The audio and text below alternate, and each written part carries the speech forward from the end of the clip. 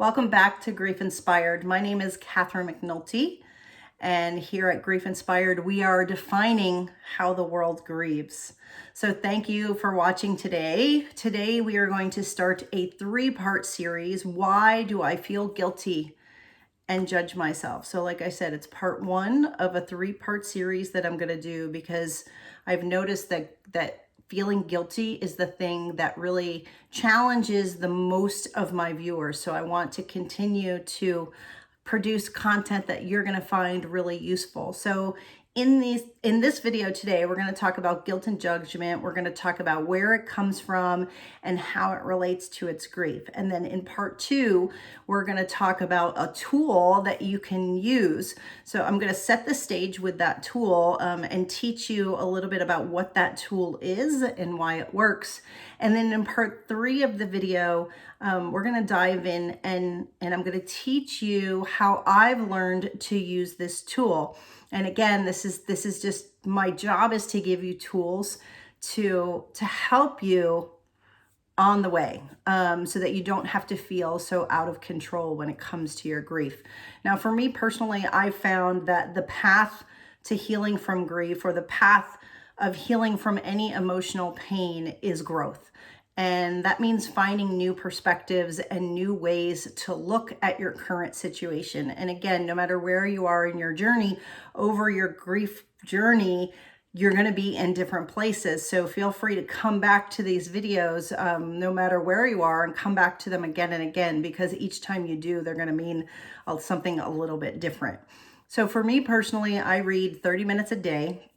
I oftentimes will use some of what I'm learning when I find that it will help you on your journey. I want to make sure that I give you access to what I'm learning. And that's where this all started, because my grief experience was so challenging. And I said, there has to be a better way. This should have been so much easier when I sort of stepped out on the other side of my grief. I said, this was far more difficult than it should have been.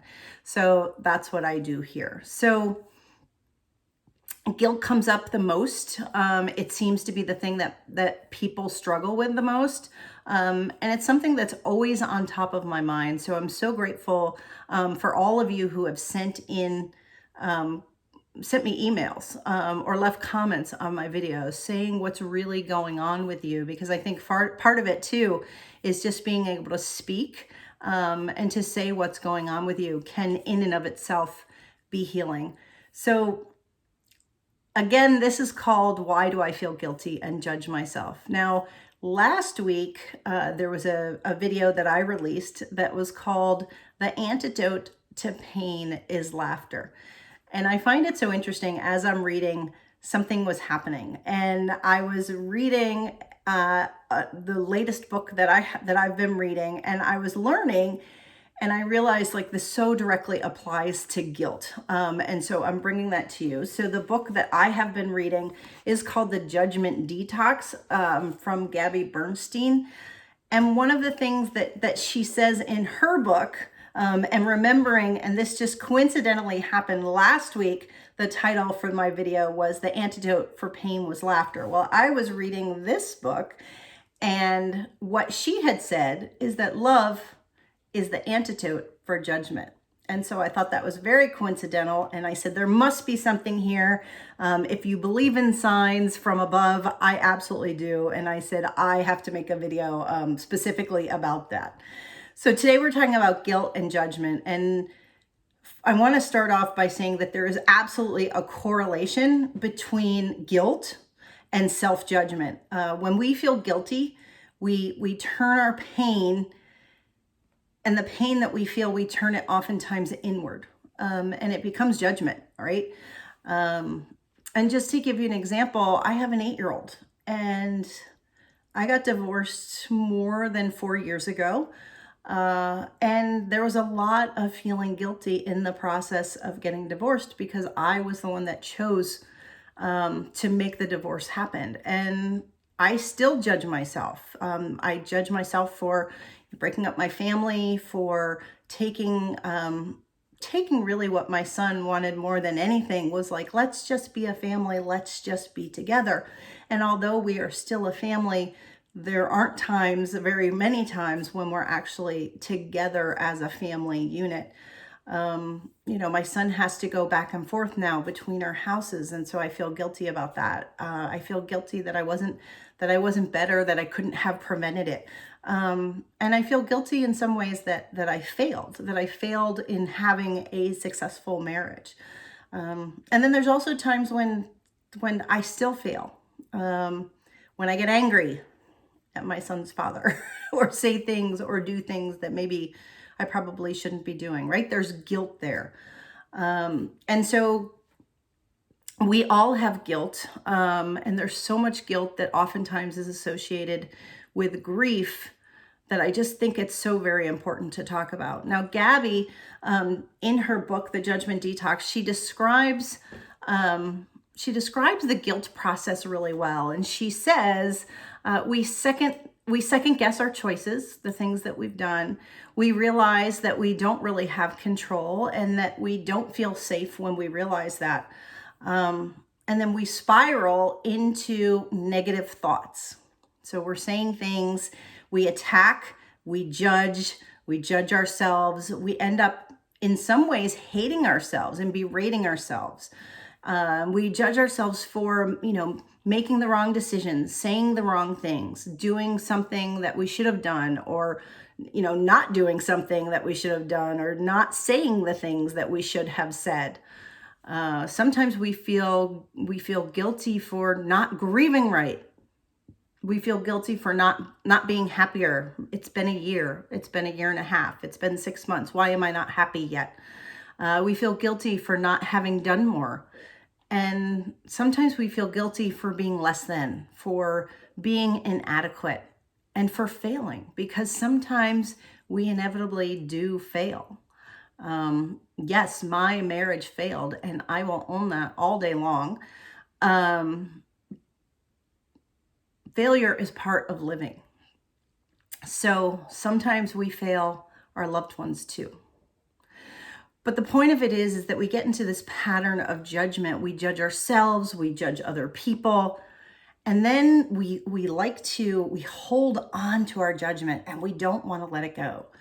And oftentimes we hold on to our judgment because it's easier to judge than it is to feel the underlying pain that we feel. And so we use the judgment as a way to avoid feeling some of the pain. So right now, I want you to think about, your loved one and how you're feeling guilty. And I want to ask you a few questions. What do you judge yourself for? Do you judge yourself for making the wrong decisions? Do you judge yourself for saying the wrong things? Do you judge yourself for not doing something that you should have done? Do you judge yourself for not saying something that should have been said? Do you judge yourself for not grieving right? Do you judge yourself for not being happy yet? Do you judge yourself for not doing more or having done more? And do you judge yourself for being less than, for being inadequate, for failing? Do you judge yourself in these areas? And so the question becomes, yes, there are many ways where we often judge ourselves. And judgment and guilt absolutely go hand in hand. And the question becomes, what do you do about it? Now, in the book that I'm reading, this is in essence what she answers in this book. And that's why she says that love is the antidote for judgment. And to me, that means that love is also the antidote to your guilt. Now, what Gabby, if you don't know who she is, she's known for being a spiritual teacher. She doesn't align with any one specific religion. So it's not about religion, it's about spirituality. And it doesn't matter what that is for you. What she encourages is that we all have some sort of spiritual presence in our lives, because that's what's going to help guide us. And so in her book, she talks a lot about spiritual surrender. And that's when things are bigger than what we can handle, things that are really overwhelming for us, that we can ask for guidance, that we can pray for insight, that we can ask to be relieved of the pain that we feel.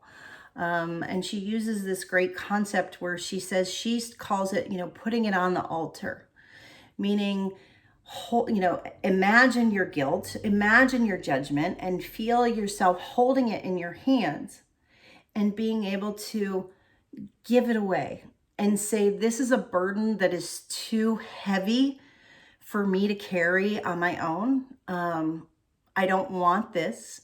I know that this isn't good for me. So I want to ask that it be taken away. And so what she's saying is you can hold it in your hand and you can give it away. And that spiritual surrender can be loving yourself. It can be asking for guidance. And when she says that, when you ask and you pray, then you wait, and you wait for what she calls a miracle, right? So you're either going to, get a response. You're either going to feel better. Something's going to come into your life. You're going to read something. You're going to see something. Maybe it's this video, something that's going to help you. And so it's powerful. And that surrender, these things come into our lives, I think, for a reason and at particular times. I think that for me personally, this book came into my life because I need more spiritual surrender. And it's something that, has taken me years to actually really believe works so well. And so I think it's, again, like anything, spirituality is a practice, and things come into your life, when you need them. So part of this is also paying attention to the signs around you, and seeing what's happening. So again, love is the antidote to judgment. Guilt and judgment go hand in hand. And part of the process includes some what she calls spiritual surrender, is asking for guidance, asking for help, and then waiting for the miracle to show up. Now, in her book, she also teaches a tool to help let go of judgment and guilt. And that's what we're going to talk about in the next video. So I'm excited I'm going to show you what that technique is, what it's about. And then in the third video, I'm going to put together a video where we're going to practice together, the technique that she uses. And it's going to bring us peace and calm and give us some more insight into how we're feeling and how to get through this grief thing in a way that really supports us and helps us to grow. So thanks so much for watching, and we will see you in part 2 of Why Do I Feel Guilty and Judge Myself?